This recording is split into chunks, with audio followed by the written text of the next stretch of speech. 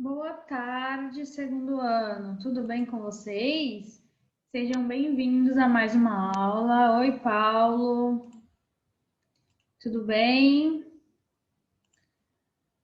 Vamos lá, o pessoal está entrando. Boa tarde. Boa tarde, Eric. Boa tarde, Jéssica. Vamos lá. Hoje eu preparei uma aula bem produtiva, vamos dizer assim, tá? Como semana passada a gente falou um pouquinho sobre Van Gogh, né? O que eu pensei? No início da aula de hoje, a gente conhecer então o museu dele, tá? Então a gente vai começar a aula fazendo um tour aí virtual pelo Museu de Van Gogh para vocês conhecerem, tá? E aí depois a gente vai falar um pouquinho sobre esculturas. Então vamos conhecer um pouquinho da história da escultura, tá? E vamos falar sobre uma escultura específica, tá? Que fica aqui no Brasil, que aí no final da aula a gente vai falar um pouquinho mais sobre ela, ok? E se der tempo, a gente vai fazer também uma atividade da primavera, tá? Lembrando que anotem aí no caderno o assunto, né? O conteúdo do segundo bimestre para a prova, tá? Então, o que vai cair no segundo bimestre? Vai cair cinema, vai cair TV e vai cair arte terapia, tá? Então, vai cair esses três assuntos aí. Então, anotem aí no caderno, ok? Conteúdo do segundo bimestre, tá? Outra coisa, para a semana que vem, se vocês puderem separar tinta, tá? Quem tiver qualquer tipo de tinta, gente, pode ser tinta de tecido, tinta guache, qualquer tipo de tinta. Separem, porque semana que vem a gente vai falar um pouquinho sobre as pinturas, tá? Vamos falar um pouquinho sobre a história da pintura. E aí a gente vai conhecer algumas técnicas de pintura que eu vou ensinar também, tá? Então separem tinta para a gente fazer atividade prática, ok?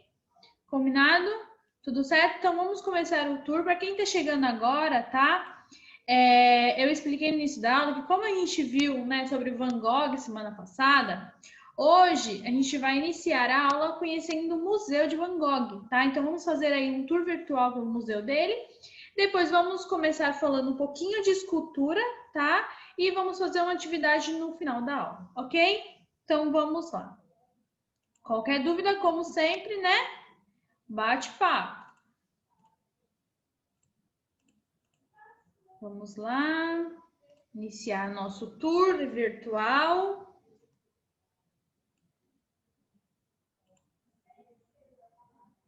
Vamos conhecer um pouquinho, então, deste pedacinho de Van Gogh, né? Vamos lá. Ó, esse é um dos museus, né, que a gente vai conhecer durante nossas aulas, tá? Porque eu vou separar cada aula para vocês conhecerem um pouquinho de alguns museus, tá? Espalhados aí pelo mundo, ok? Olha aí. Esse é o Museu de Van Gogh. Ó, tudo que tem no museu vai ter a cara dele, né? Porque esse autorretrato dele é bem famoso. Olha aqui os autorretratos. Ó. O legal desse tour virtual é que dá para a gente ver bastante detalhes, né? Tem as escritas também que dá para a gente ver direitinho. É que aqui não tem nada escrito. Acho que ali tem algo escrito, eu vou me aproximar para vocês visualizarem melhor. Olha aí os retratos dele, autorretrato dele. Que interessante. É diferente a gente ver, né, no Google a pintura. Olha que legal, a Júlia falou que dizem que pode levar quantos girassóis quiser do campo de girassóis que tem no museu. Olha que interessante, uma curiosidade legal, né? Olha aqui, olha quantos autorretratos ele tem, gente. A gente vê no Google e não tem uma dimensão, né, de quantos autorretratos que ele tem. Olha aqui que legal. É diferente a gente pesquisar a imagem e a gente ver assim como é exposto no museu, né? Olha aqui que legal. Ó, dá para você ler até um pouquinho, né? É que tá muito pequeno as letras, mas dá para visualizar bem legal. O quadro não parece ser tão grande, né? E aqui, pelo que eu percebi, tem a informação dele.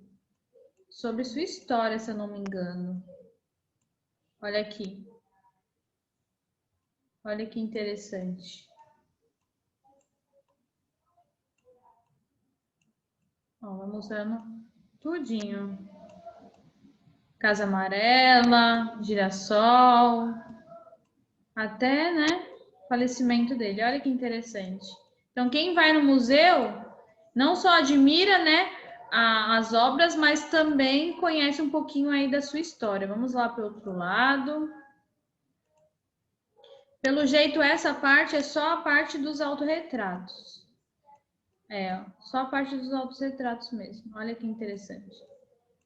Como tá em inglês, né? Fica mais difícil de a gente conseguir ler o que está escrito.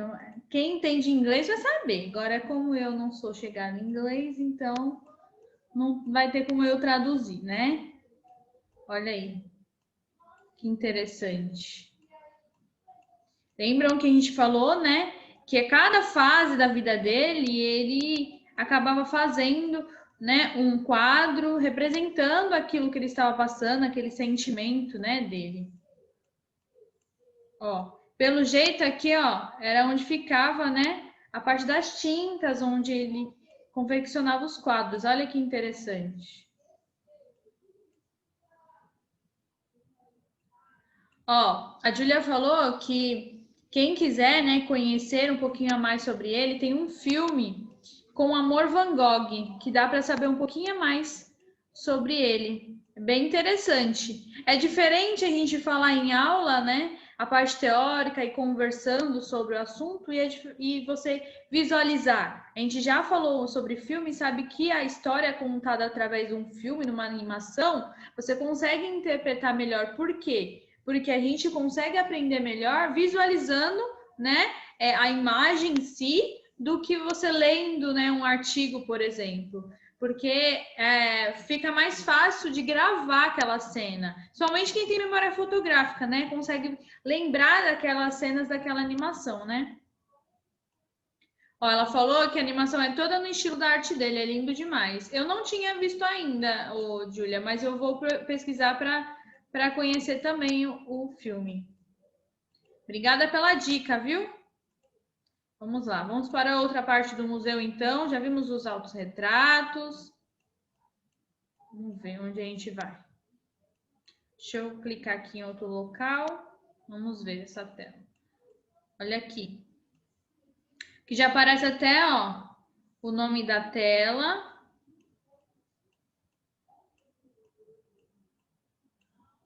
Olha quantas obras.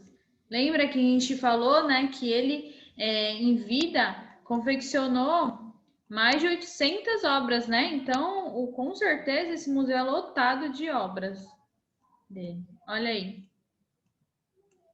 E a gente sabe que cada obra de arte dele tem um significado, tem uma história, né? Então, se a gente for. Aqui com certeza está explicando o porquê da obra. Se a gente for pesquisar sobre cada uma, vai ter um sentido, né? Não é simplesmente ele não fazia as obras, né? As imagens, as paisagens, porque gostava daquele local ou queria apenas representar. Não. Tinha um embasamento, né? Tinha um significado para ele, né? Algo que estava acontecendo na vida dele no momento. Olha que interessante. E pelo jeito é bem grande, né? O museu dele. Ó aqui o girassol, vamos até ele.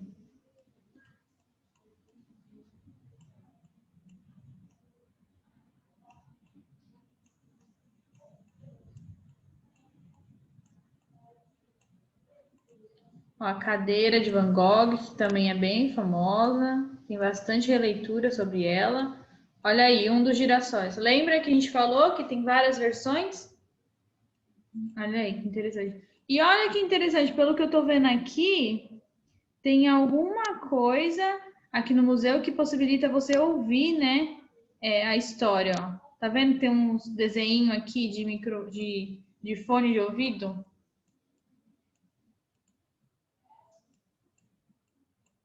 Olha aí que lindo.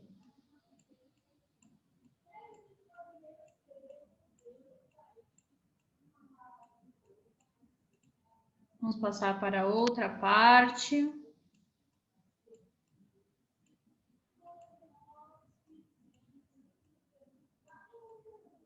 E a maioria dos quadros dele são famosos, né? É difícil você achar algum que você nunca viu na internet. Sempre tem um que está lá aparente, né? É bem divulgada as obras dele. Infelizmente, foi depois que ele faleceu. Isso que é triste, que ele não pôde nem aproveitar a fama, né? Vamos ver o que tem aqui dentro. O interessante desse tour virtual é que a gente consegue andar mesmo como se estivesse lá no museu, né? Olha aqui o primeiro quadro dele que a gente viu.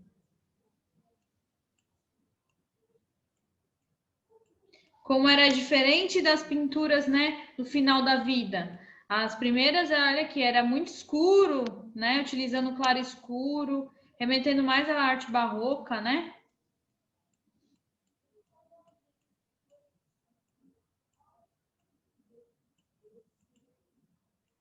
Alguns retratos.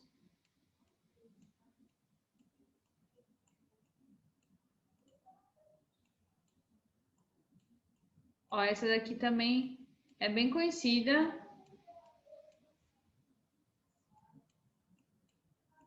Vamos sair dessa parte para outra parte. Aqui também tem autorretrato dele. Esse é um dos mais famosos, né?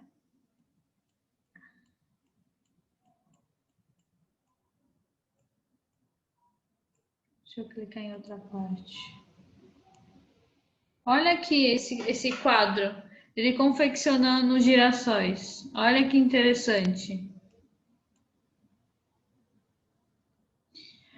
Olha, eu já ouvi essa fama aí, né? Essa lenda. Só que a gente não sabe se é verdade mesmo, se existe isso. Gabriel tá falando que tem uma história, né? Que alguns artistas fingem que morreram para ganhar a fama. Mas eu acho que não é o caso do Van Gogh, porque o Van Gogh ele tentou suicídio, né? E ele acabou morrendo por causa dos ferimentos que o tiro que ele deu no próprio peito agravou, né? Ocorreu no corpo dele. Então, ó, a Casa Amarela. Então, isso acabou fazendo com que ele falecesse. Não é o caso dele, mas pode ser que aconteça isso, tenha essa história seja verdade. Falam muito não dos pintores, mas sim dos famosos, né, dos artistas, como falam que o Michael Jackson também, o Elvis Presley. Eu não acho que seja verdade. Mas, se for, dizem que tem uma lei por lá, né, que permite isso.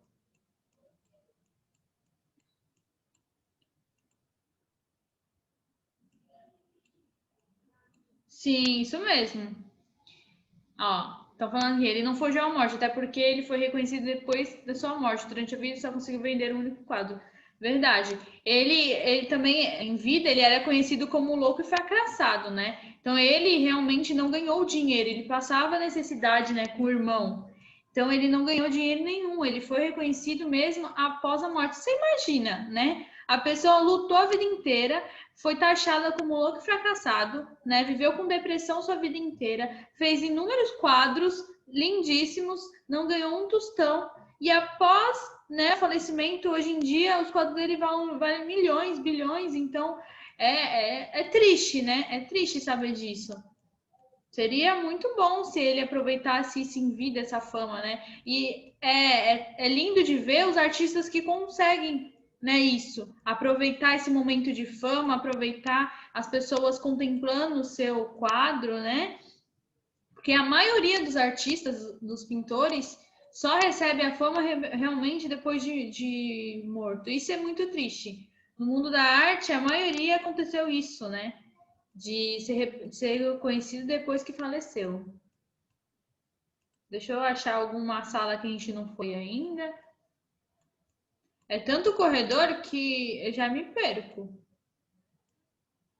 É igual quando vou fazer um tour pelo Museu Nacional. É muito grande. acaba me perdendo. Eu passo em locais que eu já passei. Aqui a gente já passou também, ó. Deixa eu ver se tem outro local aqui. Aqui também já passamos. Deixa eu voltar e ver outra parte do museu.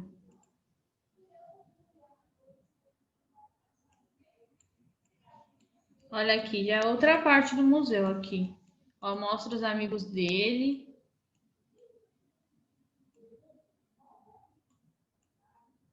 Ó, lembra na história dele que a gente viu aqui, ó? Ó, o Van Gogh, o Paul Gauguin, que a gente também falou. Deixa eu ver se dá para ler.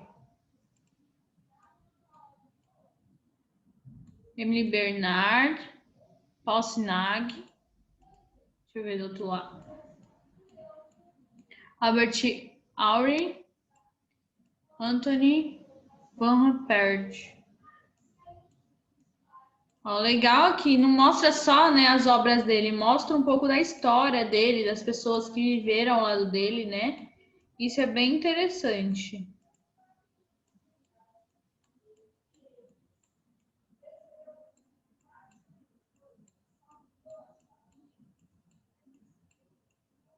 Essa parte já fomos. Deixa eu ver outra parte.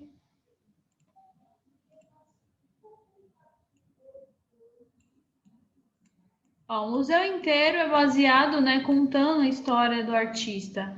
Isso é legal, eles não fizeram um local apenas para expor, né, sua obra, mas sim com que as pessoas conhecessem sua história de vida, né, também.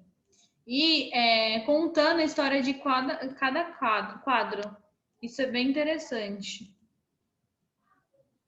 Deixa eu ver outro local.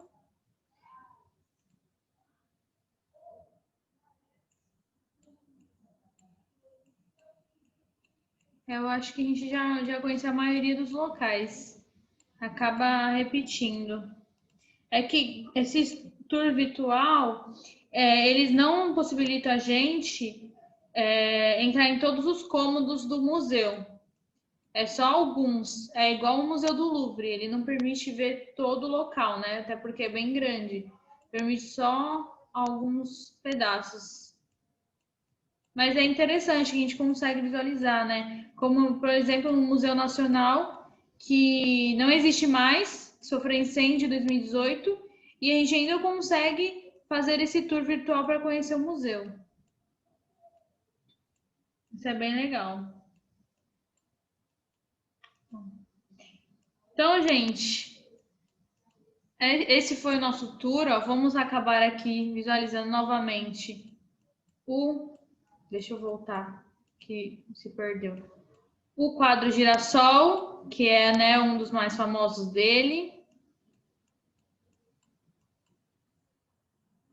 Olha aí, mais uma vez girassol. Vocês viram que esse já é outro, né? Aquele girassol que a gente viu daquela vez estava em outra parte do museu. Olha aí, interessante. Aí. Bem legal, né?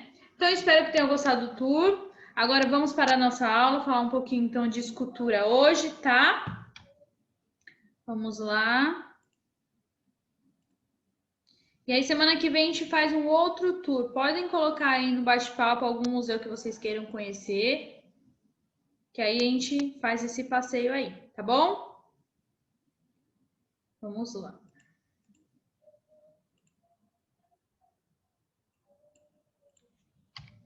Então vamos lá. O que é escultura, então, né? A gente sabe que a escultura ela utiliza altura, largura e profundidade, que tem a arte, né, tridimensional aí, né? Então é considerada a terceira das artes clássicas. A escultura é a técnica de representar em relevo total ou parcial objetos e seres através de reprodução de formas. Utiliza-se materiais como gesso, pedra, madeira, resinas sintéticas, aço, ferro, mármore, mas, né, nós que não somos artesãos natos, podemos utilizar qualquer tipo de material, por exemplo, né? Pode usar material reciclável, né? Não tem um material certo a se utilizar. diferente da tinta, que, né, com a pintura precisa de uma tinta para utilizar, né? A escultura não, a escultura pode ser feita em qualquer material, tá? Os que estão aí são aqueles materiais tradicionais da escultura, né? Vamos dizer assim, da origem de onde começou toda a escultura, tá?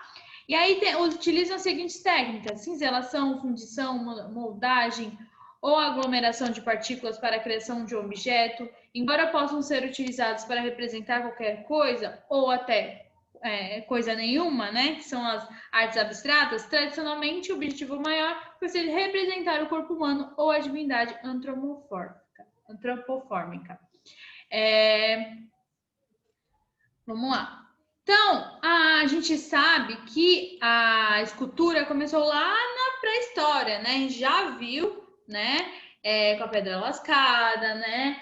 Idade dos metais. Então, começou na pré-história, né? Com vários materiais naturais que eles utilizavam, tá? E aí, utilizava-se muito também nessa parte de ritual, né? A gente sabe que na pré-história a maioria das artes era utilizada com esse sentido, né, de ritual. Não só a escultura, mas como a pintura também, né? Já falei, não sei se eu acho que aqui eu já falei, que a gente já conversou um pouquinho sobre isso na pré-história, que por exemplo a pintura, eles pintavam, né, os animais nas paredes para guardar as almas dele ali. Eles acreditavam que as almas dos animais estavam presas nas paredes. Então, se eles cutucassem aquele desenho, eles estariam já matando, né, caçando aquele animal, tá? E não era o que acontecia, né? Eles acreditavam, era a fé deles naquele momento, era um tipo de ritual, tá? Então, olha aí, a escultura da pré-história foi associada à magia e à religião.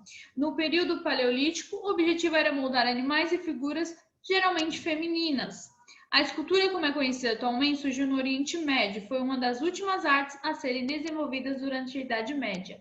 Talvez pelo sensual. A Grécia clássica é o berço ocidental da arte de esculpir, né? Então a gente sabe, quando a gente pensa em Grécia, a gente já pensa naquelas esculturas, né? De mármore, bem bonita, né? São as esculturas gregas que são as primeiras aí a serem confeccionadas, né? O que deu origem realmente à escultura, porque a gente sabe que a escultura da pré-história era bem simples, né? Não era algo tão detalhado quanto a da grega já, tá?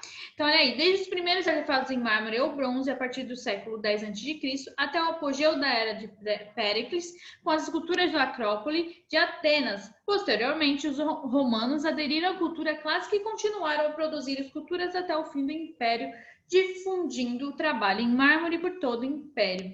Então, foi no Renascimento que a escultura se destacou com a famosa estátua de Davi, de Michelangelo, Donatello e Verrocchio.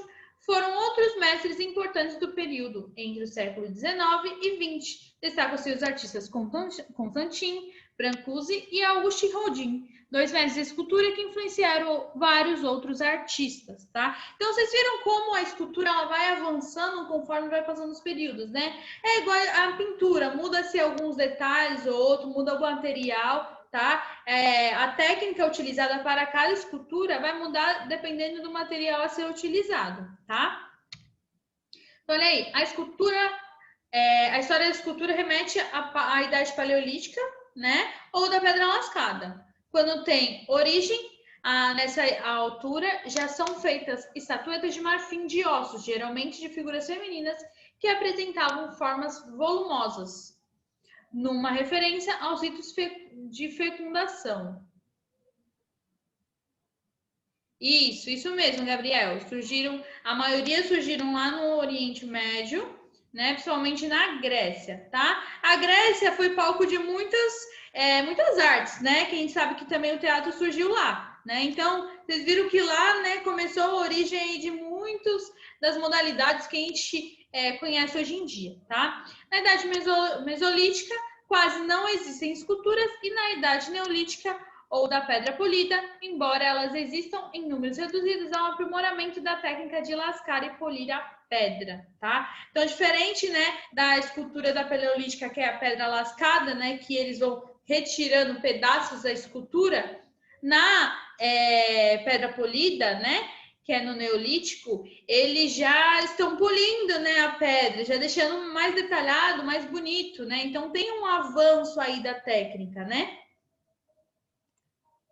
Então, olha aí, e as esculturas no Brasil, né? Quando a gente pensa em escultura no Brasil, a gente já lembra de Aleijadinho, né? E aí a gente já lembra de Minas Gerais, que é onde estão a maioria das esculturas dele, né? Então, Aleijadinho foi o escultor mais famoso do nosso país, tá? Então, ao falar em escultura brasileira, a gente já pensa logo em Aleijadinho, que se destacou com as imagens sacras e é o maior representante do barroco do nosso país.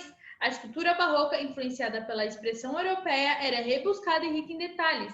Antes dela, porém, não podemos deixar de citar a arte indígena, que, embora não tenha deixado muitos registros, tinha como função o culto religioso e retratava especialmente os animais. Então, a arte indígena, né, ela remete muito também à arte da pré-história, né, porque está remetendo muito os animais, essa parte aí de ritual, né, do culto religioso, tá? Então, o primeiro escultor brasileiro disse que tem notícia, porém é o Frei Agostinho de Jesus, que se acredita ser o autor da imagem da Nossa Senhora da Aparecida, que foi encontrada por pescadores e fez surgir a devoção, então, à padroeira do Brasil, né? Então, a parte de escultura do Brasil, quando a gente lembra da escultura no Brasil, a gente já lembra desse Aleijadinho, né? A gente já sabe, né, que ele foi o mais famoso aqui do nosso país e foi quem representou o barroco, né? Não só com as esculturas, como vocês estão vendo aí, mas também na parte toda essa parte de decoração na arquitetura, né, nas igrejas barrocas, também foi Aleijadinho que fez. Porque as esculturas não eram feitas só nessa parte, né? Elas sozinhas, mas também agregadas à parte da escultura, da arquitetura também, tá? E aí vem a escultura egípcia, né, que é uma das mais famosas também. Depois da pré-história, né, antes de chegar na arte grega, vem a egípcia. Então, a escultura egípcia se ocupava especialmente da figura do faraó, a qual se acreditava que abrigava a sua alma, uma vez que substituía o corpo que ia se decompondo. As esculturas egípcias apresentam-se de forma estática, com braços estendidos, pés unidos e isentas de qualquer expressão facial. Então, todas as esculturas egípcias, vocês não vão ver expressão facial. Eles faziam de um jeito no qual todas as esculturas ficavam sérias, né? Não tinha como você saber o que estava passando, qual o sentimento que eles queriam passar com aquilo, né? E tem a lei da frontalidade, que eles sempre estavam com os pés para frente, né? O corpo todo para frente. E só a cabeça poderia estar para o lado, tá? Então, a lei da frontalidade. Sempre para frente, ok? E também as esculturas egípcias, elas também tinham tanto as esculturas sozinhas, né? Quanto agregadas à parte da arquitetura também, tá? E também era utilizada como ritual, né? Que eles acreditavam que eles estavam abrigando ali a alma, né, daquele corpo, ok? Então era muito importante a escultura para esse povo também, tá? E aí vem a escultura grega, né? Então os gregos se inspiraram na parte egípcia, né? Porque vocês viram que já a arte egípcia, eles já tinham bastante detalhes, né? Já tinham um aprimoramento aí da escultura, né? Diferente da arte na pré-história. Então, eles se inspiraram na arte egípcia até criar exclusivamente a sua própria arte, a qual foi bastante copiada, especialmente pelos romanos. A gente já vai falar dos romanos, vocês vão ver como é bem parecida. Em decorrência do destaque alcançado com a representação humana, que era proporcionalmente equilibrada, perfeita e idealista. O que eles queriam com a escultura grega? Eles queriam passar um corpo perfeito, né? Então, eles juntavam peças, né, características de várias pessoas em uma só. Então, eles queriam criar aquela escultura perfeita, como se era a perfeição, né, humana ali, tá? Então tinha que ser equilibrada, perfeita e idealista a escultura, tá? Então as figuras representadas não representavam imperfeições verdadeiras, assumindo assim um caráter divinal e sublime, né? Como se aquelas esculturas fossem as pessoas perfeitas que teriam que existir, vamos dizer assim, né? Era o que eles queriam passar, tá? Eles não queriam passar imperfeição na obra deles, né? Então, ao passo que as esculturas egípcias apresentavam-se de forma estática, as esculturas gregas ganhavam movimento. Então, eles representavam cenas, né? Então, você conseguia ver, através da escultura, né, o movimento aí das mãos, o movimento do corpo das estátuas, né, das esculturas, representando algum tipo de cena, tá? Naquele momento, ok? E aí você também conseguiria ver as expressões, porque eles queriam passar a dor e o sofrimento através das expressões faciais. Você também conseguia ver isso, diferente lá da arte egípcia, que você não tinha expressão facial, né? Na arte grega, você já conseguia ver essa dor, esse sofrimento, né? Através dos detalhes dessa escultura, tá? Então, olha aí, forma estática na egípcia e forma em movimento, né? Na parte da arte grega, tá? Evoluindo, elas começaram a mostrar os músculos do corpo humano e depois o movimento leve dos braços, ok? Então, vocês viram que tem uma diferença entre elas, hein? A escultura romana herdou da escultura grega a sua perfeição, mas assumiu um caráter mais realista, em vez de idealista.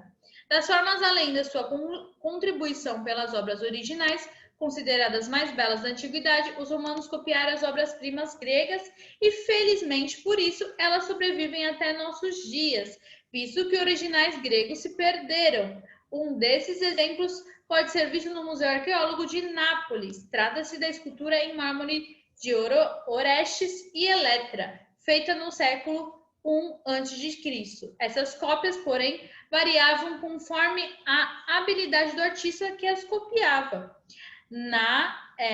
Que esculpia. Na verdade, havia uma escola específica para a cópia da escultura grega. Quando a escultura romana começa a buscar novas formas de expressão, afasta-se das raízes gregas. Assim, a partir do século I, os artistas alcançam um caráter mais realista mediante da técnica de luz e sombra. Então, o que acontecia? Eles se inspiraram na grega, como a grega se inspirou na egípcia, né? Só que eles não queriam passar aquele ar de tudo perfeito igual na grega, né? Que era tudo idealista, tudo equilibrado, tudo perfeito, né? Um corpo perfeito ali. Não, eles queriam passar algo mais realista. Então eles acrescentaram, né? Mais luz e sombra, acrescentaram mais expressão, né? Não só a dor e o sofrimento, como era na maioria das esculturas gregas, tá? E aí começaram a ter sua própria característica. Ok? Então, olha aí. Na área da escultura facial foi onde eles se destacaram. Então, eles foram representantes, né, dessa escultura em busto, tá? Da parte de cima, né, das esculturas. Então, é na área da escultura facial que a escultura romana se destaca. Acredita-se que ela tenha se desenvolvido na tradição dos bustos das pessoas falecidas, que realistas retratavam a imperfeição, bem como as marcas de envelhecimento dos falecidos. No entanto, o retrato das pessoas da elite continuavam sendo idealizados. Os homens eram retratados com a sua juventude e as mulheres com bonitos penteados. Os imperadores eram idealizados numa tentativa de aproximá-los ao divino. Com o fim do Império Romano, a arte começa a apresentar a influência da arte oriental. Então, olha aí, diferente da arte grega que tinha perfeição, né? A arte romana veio para a realidade, né? Uma arte realista. E também a parte da imperfeição. Eles queriam mostrar que as pessoas envelheciam, né, também. Que tinham expressões, que tinham, né, detalhes no corpo, tá? Então, era isso que eles queriam representar. Porém, né, as pessoas da elite, né, eram ainda representados de uma forma ideal, né? Então, eles queriam ainda retratar, né, eles jovens, bonitos, tá?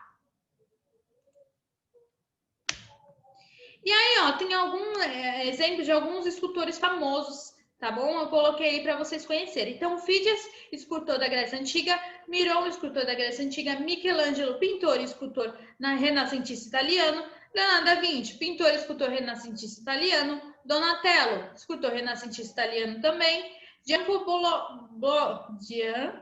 Bologna, escultor maneirismo, francês, Salvador Dalí, pintor, escultor cubista e dadaísta espanhol, Aleijadinho, que é o escultor do barroco mineiro, Victor Brecht, escultor modernista italiano brasileiro, e Auguste Rodin, escultor francês do realismo e impressionismo.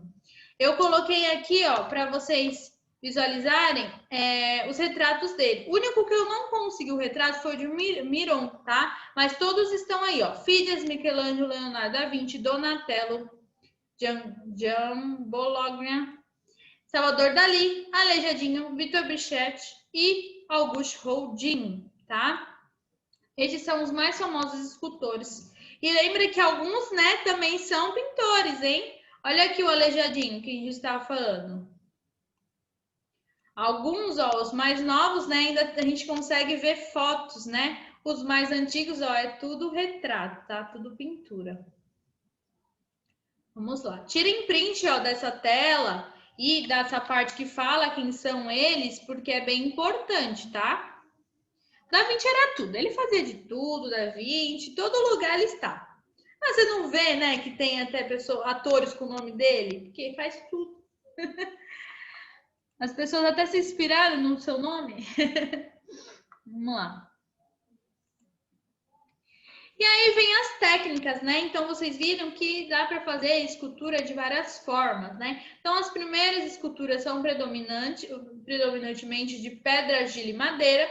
A técnica inicial da pedra lascada instigou o homem a criar alternativas ao longo da história para aperfeiçoar e elaboração de suas peças.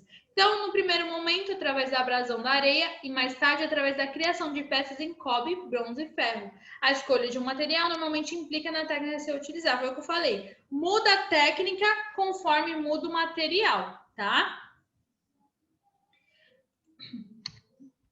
Por exemplo, o primeiro e o mais fácil, né, que a maioria conhece, é a modelagem, né, ou a moldagem, tanto faz. A modelagem, né, que usa as mãos do artista para fazer o objeto, né, a figura aí se retratar. Então, mão do artista é o principal instrumento de material ser utilizado, né, e de instrumento ser utilizado. E o material comum são argila, cera e gesso, né? Então, a modelagem desses materiais é muito utilizada como um meio de auxiliar o escultor, o meio de auxiliar o escultor para estudos prévios ou como base para as técnicas do vazado em metal, cimento e plástico.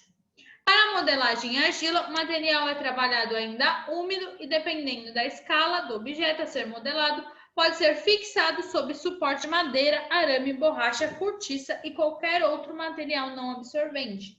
No caso em que a própria argila é o material final para a realização da escultura, se utilizam as técnicas de cerâmica de cozimento. Essa técnica era utilizada por muitas esculturas antigas, tais como suméria e a chinesa, na elaboração da escultura de terracota, que é a terra cozida. Então, essa parte da modelagem, né, é a escultura mais simples, né, algo que a gente já vê desde a infância, né, porque você consegue utilizar, por exemplo, a massinha para você conseguir fazer algumas esculturas, né, algumas modelagens, tá? Então, é a técnica mais simples de escultura utilizada, até as crianças conseguem fazer, tá? Gente, não vai dar tempo da gente falar toda a matéria hoje, né? Como a gente fez o tour aí no início, não vai dar tempo da gente terminar esse conteúdo, então a gente vai terminar semana que vem. Mas mesmo assim, separem a tinta também, porque se der tempo e a gente já começar outro conteúdo, a gente já faz a atividade da tinta. Senão, a gente deixa para outra semana. Mas mesmo assim, deixa separado, tá? Porque vai que a gente consiga fazer também, tá? Quem entrou depois, vou repetir, matéria da prova, cinema, TV e arte terapia, tá? Ok? Conseguiram fazer a atividade do girassol? Do girassol de Van Gogh, que eu pedi para vocês fazerem? Eu até separei uma outra atividade para mostrar para vocês que dá para fazer. Lembra da atividade que a gente fez da árvore semana passada? A gente consegue fazer a mesma atividade utilizando o girassol de Van Gogh. Olha aqui, né? Eu fiz o girassol, depois eu fiz a mesma técnica, olha como ficou bonito. E aqui, ó, eu cotei o girassol em forma de papel, ó, 3 camadas de flor e depois colei e criei essa paisagem aqui bem bonita. Essa composição ficou bem legal, tá? Lembrando que a escultura, né, ela não precisa ser aquela sozinha, ela pode estar embutida em alguma coisa, que é a escultura parcial e dá para fazer também, tá? Sim, entra na parte Tramatropo, que o cinema entra na parte dos jogos ópticos também, tá, gente? Um beijo, gente, e até semana que vem. Tchau, tchau!